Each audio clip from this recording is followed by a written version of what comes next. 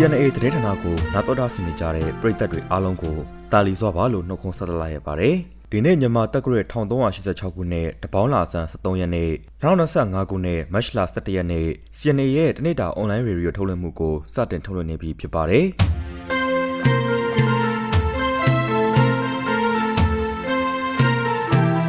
ဒီကနေ့ထုတ်လွှင့်တဲ့ဆက်သွားမယ့်သတင်းတွေကတော့စစ်ကောင်စီဟာကြောက်ဖြူမျိုးကစနဲပြည်သူစေယုံနဲ့ကတ်တပြေကျူရွာကိုဘုံကျက်တိုက်ခိုက်ခဲ့တဲ့ဆိုတဲ့သတင်းညီနောင်မာမိတ်၃ဘွဲရဲ့စီလုံးမှုဟာတော်လှန်ရေးအဖွဲ့အစည်းတွေအတွက်အတူယူစရာဖြစ်တယ်လို့ AA ကပြောဆိုလိုက်တဲ့သတင်း EAO တွေအနေနဲ့ကိုဖြစ်ချင်တာကိုမပြောဘဲဖြစ်တဲ့နာကိုပြောဖို့ရုရှားပြန်မရောက်နိုင်ပြောဆိုလိုက်တဲ့သတင်းအပြင်ဝလူရဲစကန်ကထွက်လာတဲ့စစ်ကောင်စီအဖွဲ့တိုက်ခိုက်ခံရလို့စစ်ကောင်စီတပ်သား20ကျော်တေဆုံးခဲ့တဲ့ဆိုတဲ့သတင်းတွေနဲ့နောက်ထပ်စိတ်ဝင်စားစရာသတင်းတွေကိုကြားမှာဖြစ်ပါတယ်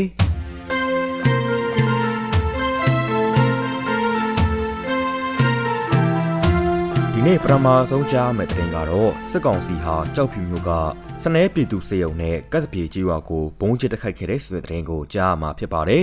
မနေ့ကမတ်လ10ရက်နေ့တရက်တည်းမှာပဲစစ်ကောင်စီဟာကြောက်ဖြူမျိုးအတွင်းကစနဲတိုက်နယ်ပြည်သူစေယုံနဲ့ကတ်တပြေကြီးရွာကို drone နဲ့ဘုံကျက်တိုက်ခိုက်ခဲ့တာကိုလှုပ်ဆောင်ခဲ့တယ်လို့ဒေသသတင်းအရင်းမြစ်တွေစီကသိရပါတယ်။အဲဒီလို drone နဲ့ဘုံနှလုံးကျဲချတိုက်ခိုက်ခဲ့တာကြောင့်စနဲတိုက်နယ်ပြည်သူစေယုံအတွင်းကဓာတ်ခွဲခန်းအတွင်းကိုကြောက်ရောက်ပောက်ခွဲခဲ့ပြီးတော့ဓာတ်ခွဲခန်းတစ်ခုလုံးပျက်စီးသွားခဲ့ရပြီးလူထိခိုက်ဒဏ်ရာရတာတော့မရှိခဲ့ဘူးလို့ဆိုပါတယ်။အဲ့ဒီတိုက်ခိုက်မှုကိုတော့စစ်ကောင်စီတပ်တွေဟာမတ်လ10ရက်နေ့မနက်2နာရီကျော်မှာလှုပ်ဆောင်ခဲ့တာဖြစ်တယ်လို့လည်းဆိုပါတယ်။အဲ့လိုပဲမတ်လ10ရက်နေ့ညနေ3နာရီကျော်လောက်မှာကြောက်ဖြူအခြေဆိုင်တညဝတ်တီရီတက်စခန်းကကတ်တပြေကြီးရွာကို drone နဲ့ဘုံ10လုံးထပ်မံကျချတိုက်ခိုက်ခဲ့တာကြောင့်ကြီးရွာအတွင်းကနေအိမ်20ကျော်မီးလောင်ပျက်စီးခဲ့ရပြီးဒေသခံတအူးဖြစ်တဲ့ဥဖသိန်းအောင်ဆိုသူမှာဘုံစာထိမှန်ကဒဏ်ရာရရှိသွားခဲ့တယ်လို့ဒေသသတင်းရင်းမြစ်တွေကပြောပါတယ်။ပြီးခဲ့တဲ့မတ်လ9ရက်နေ့ကလည်းစစ်ကောင်စီဟာကြောက်ဖြူမြို့အတွင်းကကြက်တိန်ကြီးရွာကိုလေကြောင်းကနေ Jet Fighter တစ်စီးနဲ့လေကြောင်းကဘုံကျက်တိုက်ခိုက်ခဲ့တာကြောင့်နေအိမ်35လုံးထပ်မံမီးလောင်ပျက်စီးတာရှိခဲ့ရပြီးမတ်လ9ရက်နေ့မှာလည်းစစ်ကောင်စီဟာကြောက်ဖြူမြို့အတွင်းကအိုကင်းကျွာကို drone နဲ့ဘုံအလုံးရေ30ထက်မနည်းကျချတိုက်ခိုက်ခဲ့တာကြောင့်နေအိမ်100ကျော်ထက်မနည်းဟာလည်းမီးလောင်ပျက်စီးခဲ့ရပါတယ်။ကြောက်ဖြူမြို့နယ်အတွင်းမှာစစ်ကောင်စီတပ်တွေနဲ့အာရခတပ်တော်တို့ဟာပြီးခဲ့တဲ့ဖေဖော်ဝါရီလ20ရက်နေ့ကတည်းကပင်နှစ်ဖက်တိုက်ပွဲတွေစတင်ဖြစ်ပွားခဲ့ကြတာဖြစ်ပြီးတော့စစ်ကောင်စီဟာကတ်တပြေဥကင်းစီမော်ကြက်တိန်ရှောက်ချောင်းစိုင်ချံစစ်တော်ရွာနဲ့တက်ပုတ်တောင်ကျွေးရွာအနီးတစ်ဝိုက်ကိုနေတိုင်းဆိုသလို drone နဲ့ပုံကျစ်တိုက်ခိုက်တာတွေလက်နက်ကြီးတွေနဲ့ပစ်ခတ်တာတွေကိုလှုပ်ဆောင်နေတဲ့အတွက်ပြည်သူပိုင်နေအိမ်200ထက်မနည်းဟာမီးလောင်ပျက်စီးသွားရပြီဖြစ်တယ်လို့ဒေသသတင်းအရင်းမြစ်တွေကပြောပါတယ်။တစ်ဖက်မှာလည်းအဲ့ဒီကျွေးရွာတွေကစစ်ဆောင်ထွက်သွားကြရတဲ့စစ်ပေးဆောင်ပြည်သူဦးရေ2000ကျော်လောက်ဟာစစ်ပွဲနဲ့ဘေးလွတ်ရာနေရာတွေကကျွေးရွာတွေမှာအဆင်ပြေသလိုနေထိုင်နေကြရပြီးစားတောက်ရေးအခက်အခဲတွေနဲ့ရင်ဆိုင်နေကြရတဲ့အတွက်စားတောက်ရေးအတွက်အကူအညီတွေပေးဖို့လိုအပ်နေတယ်လို့လည်းဒေသကူညီအဖွဲ့တွေက CNA ကိုပြောဆိုထားပါတယ်။လက်ရှိအာရခတော်ရဲ့ထိုးစစ်တွေဟာတဖြည်းဖြည်းနဲ့ကြောက်ဖြူမျိုးအနီးတစ်ဝိုက်အထိရောက်ရှိလာနေတာကြောင့်ဒေသတွင်းမှာရှိနေတဲ့ဒေသခံပြည်သူတွေဟာစစ်ပွဲနဲ့ဘေးလွတ်ရာနေရာတွေကိုရှောင်တိန်ကြဖို့စ조사လုပ်ဆောင်နေကြပေမဲ့စစ်ကောင်စီကဒေသအတွင်းမှာရှိနေတဲ့ကြေးရွာတွေကိုရှောင်တိန်သွားခွင့်မပေးဘဲပိတ်ဆို့ထားတာကြောင့်ဒေသအတွင်းမှာပိတ်မိနေကြရပြီးငွေကြေးတနိုင်တဲ့ပြည်သူတချို့ကတော့လေရင်နဲ့ပြည်မဒေသတွေကိုစစ်ပေးရှောင်ထွက်နေတာလဲစတိုက်ဆိုသလိုရှိနေတယ်လို့သိရပါတယ်ခင်ဗျာ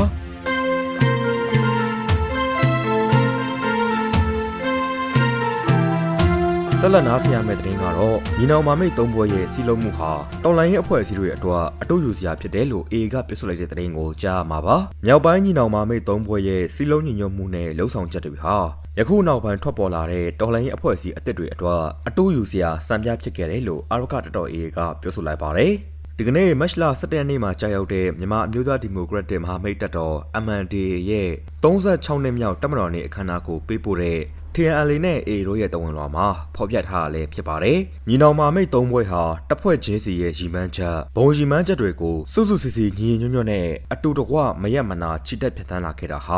ာနှစ်ပေါင်း15နှစ်ခန့်ရှိပြီဖြစ်ပြီးတပ်ဖွဲ့ချင်းစီရဲ့ရီမန်းချက်ပြည့်မြောက်ဖို့အတွက်ကျန်တပ်ဖွဲ့ကလည်းပူးပေါင်းဆောင်ရွက်ကအတက်နိုင်ဆုံးဖေးမကူညီခဲ့ကြတယ်လို့ဆိုပါတယ်။အဖွဲ့၃ဘွဲရဲ့အဖွဲ့အစည်းခေါင်းဆောင်တပ်ဖွဲ့ဝင်တွေအချင်းချင်းကြားမှာလည်းအပြန်အလှန်ချစ်ခင်ရင်းနှီးမှုစီလညညမှုမိဖက်ပိတာမှုလေးစားမှုနဲ့ယုံကြည်မှုတို့ကိုအမြင့်ဆုံးတည်ဆောက်နိုင်ခဲ့ကြတယ်လို့လည်းဖော်ပြထားပါတယ်။ယခုအချိန်မှာကိုကန့်အမျိုးသားထုတရားလုံးနဲ့ MNTJB MNDAA အဖွဲ့အစည်းရဲ့စစ်ရေးနိုင်ငံရေးရည်မှန်းချက်တွေဟာအတိုင်းအတာတစ်ခုထိအထားမြောက်ခဲ့ပြီဖြစ်ပြီးကိုကန့်ဒေသရကုတ်ထအေးချမ်းတာယာစီပင်ဖွံ့ဖြိုးတိုးတက်တဲ့အထိဆက်လက်ကြိုးပမ်းအားထုတ်ဖို့လဲ TNLA နဲ့ AA ကတိုက်တွန်းထားပါတယ်။ကိုကန့်အဖွဲ့အစည်းရဲ့အတိတ်ကာလမှာကောင်းခြင်းဆိုးခြင်းလောကရန်အနေအမြင့်အတက်အကျတို့ကိုများစွာကြုံခဲ့ပူးပြီးခါးသိတဲ့သင်ခန်းစာတွေကိုလည်းရရှိခဲ့တယ်လို့အောင်မြင်မှုရှုံးနိမ့်မှုတွေမှာလည်းအတူယူစရာနဲ့တတိမှုစရာသင်ခန်းစာတွေကိုပြသထားခဲ့ပြီးဖြစ်တယ်လို့လည်းဆိုပါတယ်။ဒါဟာတော်လိုင်းရင်ဖွဲ့စည်းတွေအတွက်လည်းအတူယူစရာနမူနာကောင်းတွေကို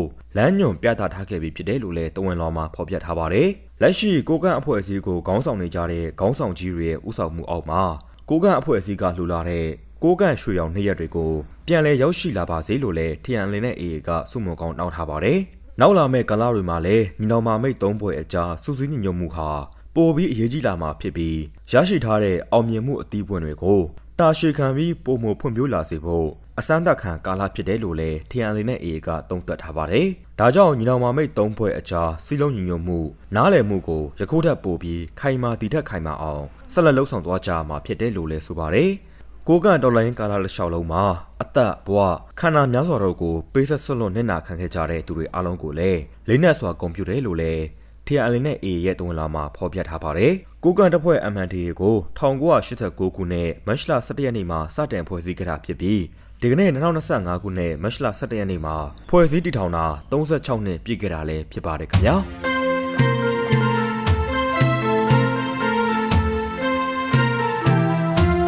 ဆက်လက်ပြီးကြားမှာကတော့ EAO ရဲ့အနေနဲ့ကိုဖြစ်ချင်တာကိုမပြောဘဲဖြစ်တဲ့နာကိုပြောဖို့ရုရှားပြန်မင်းအောင်လှိုင်ပြောဆိုတဲ့တဲ့မှာမကြာသေးခင်ကရုရှားကနေပြန်ရောက်လာတဲ့စစ်ကောင်းဆောင်မင်းအောင်လှိုင်ကတိုင်းသားလက်နက်ကိုင်အဖွဲ့အစည်း EAO တွေအနေနဲ့ကိုဖြစ်ချင်တာကိုမပြောဘဲဖြစ်တဲ့နာကိုပြောဖို့ပြောဆိုလိုက်ပါတယ်။စစ်ကောင်းဆောင်မင်းအောင်လှိုင်ဟာပြီးခဲ့တဲ့မတ်လ3ရက်နေ့ကနေမတ်လ9ရက်နေ့အထိရုရှားနိုင်ငံဘီလာရုစ်နိုင်ငံတွေရဲ့တမန်တော်တွေရဲ့ဖိတ်ကြားချက်တွေအရချစ်ကြည်ရေးခီးစဉ်တွားရောက်ခဲ့ပြီးအဲဒီကအပြန်မတ်လ9ရက်နေ့ညနေပိုင်းမှာနေပြည်တော်တပ်မတော်လေဆိပ်ကိုရောက်ရှိချိန်အထူးလေယာဉ်ပေါ်မှာမီဒီယာတွေရဲ့မေးမြန်းချက်ကိုအခုလိုပဲဖြေကြားခဲ့တာဖြစ်ပါတယ်။စစ်ကောင်းဆောင်မင်းအောင်လှိုင်က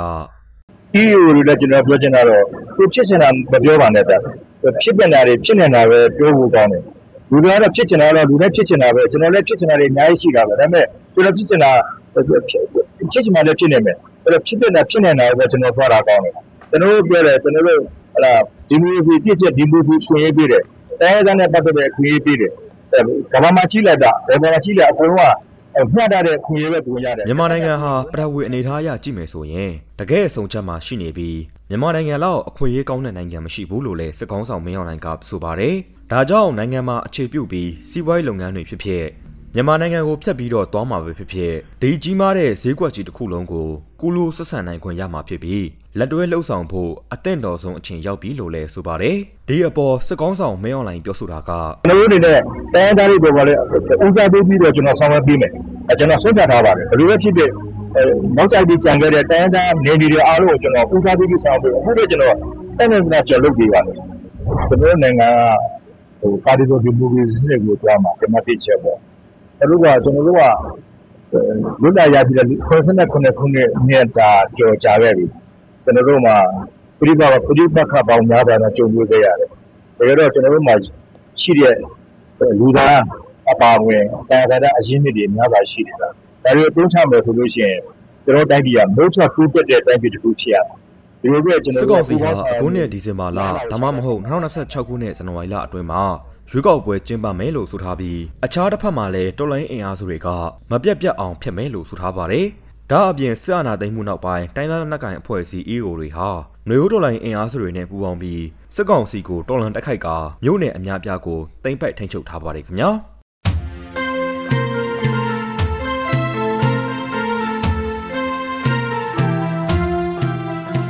ဒီနေ့တနေ့တာထုတ်လွှင့်မှုအနေနဲ့နောက်ဆုံးကြားမယ့်သတင်းကတော့ဝလူရဲစခန်းကထွက်လာတဲ့စစ်ကောင်စီအဖွဲ့တိုက်ခိုက်ခံရလို့စစ်ကောင်စီတပ်သား20ကျော်တိတ်ဆုံးခဲ့တဲ့ဆိုတဲ့သတင်းကိုကြားမှာဖြစ်ပါတယ်။မန္တလေးတိုင်းမြင်းချံခရိုင်နွထိုးကြီးမြို့နယ်ဝလူရဲစခန်းကထွက်လာတဲ့စစ်ကောင်စီအင်အား200ပါတဲ့စစ်ကြောင်းကိုကြားပြတိုက်ခိုက်ခဲ့လို့စစ်ကောင်စီတပ်သား25ဦးတိတ်ဆုံးခဲ့ရပြီးတပ်သား14ဦးကိုပါဖမ်းဆီးရမိခဲ့တယ်လို့မတ်လ17ရက်နေ့မှာအမတ်စစ်ဒေသကသတင်းထုတ်ပြန်လာပါတယ်။အဲဒီတိုက်ခိုက်မှုကိုပကဖနဲ့မဟာမိတ်ပူးပေါင်းအဖွဲ့တွေဟာမတ်လ9ရက်နေ့ကျက်တွင်းဘိုးရွာအနောက်တောင်ဘက်အရောက်မှာ တမ100လောက်ခန့်စစ်ကောင်စီအင်အား200ခန့်ပါစစ်ကြောင်းကိုကြားဖြတ်တိုက်ခိုက်ခဲ့တာဖြစ်ပြီးစစ်ကောင်စီတပ်သား25ဦးသေဆုံးခဲ့တယ်လို့ဗိုလ်မှူးဝင်းလိုင်ဦးနဲ့ဗိုလ်ကြီးအောင်ကိုအပါအဝင်စစ်ကောင်စီတပ်သား14ဦးကိုလည်းအရှင်ဖမ်းဆီးရမိခဲ့တယ်လို့ဆိုပါတယ်။ဒါအပြင်အဲ့ဒီစစ်ကောင်စီတပ်စီကလက်နက်44လက် MA1 19လက် MA2 2လက် MA3 9လက် MA5 2လက် MA11 9လက် MA12 1လက် G3 2လက် G4 1လက်60မမပြောင်းတူ2လက်81မမစိန်ပြောင်း1လက် 5556G 12000တောက် 7.62G 1045တောက်9မမ G 19တောက်60မမ G 28လုံး81မမ G 9လုံး RPG အဖူး9လုံး RPG ပို့ G 8တောက်အီနာဂါ21လုံးနေမိုင်း9လုံးလက်ပစ်ပုံ12လုံးလက်တော့2လုံးဆက်သွယ်ရေး12လုံးကိုပါသိမ်းဆည်းရမိခဲ့တယ်လို့ထုတ်ပြန်ပြောဆိုထားပါတယ်။အဲ့ဒီတိုက်ပွဲအတွင်းမှာစစ်ကောင်စီကလည်းမဲထီလာနဲ့တဒအူးလေစိတ်ကတက်လာပြီး Jet Fighter လေယာဉ်နဲ့လေကြောင်း2ကြိမ်တိုက်ခိုက်ခဲ့တာကိုပြုလုပ်ခဲ့တာရှိပြီးတိုက်ပွဲအတွင်းမှာလည်းတော်လိုင်းတပ်ဖွဲ့တွေဘက်ကပခဖရဲဘော်2ဦးဟာလည်းတိုက်ပွဲအတွင်းကြာဆုံးခဲ့ရတယ်လို့ထုတ်ပြန်ပြောဆိုထားပါတယ်ခင်ဗျာ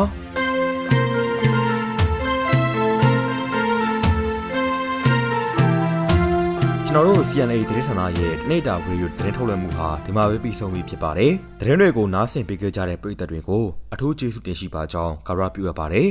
နောက်နေ့တွေမှာလည်း CNA ကတင်ဆက်ပေးတဲ့နေ့တာသတင်းတွေကိုနားဆင်မယ်ဆိုရင် CNA ရဲ့ Facebook စာမျက်နှာမှာကြည့်ရှုနိုင်သလို YouTube, Telegram, H နဲ့ TikTok တွေမှာလည်းနေ့စဉ်ဆောင်မျိုးကြည့်ရှုနိုင်မှာကြောင်းသတင်းကောင်းပါအပ်ပါတယ်ခင်ဗျာ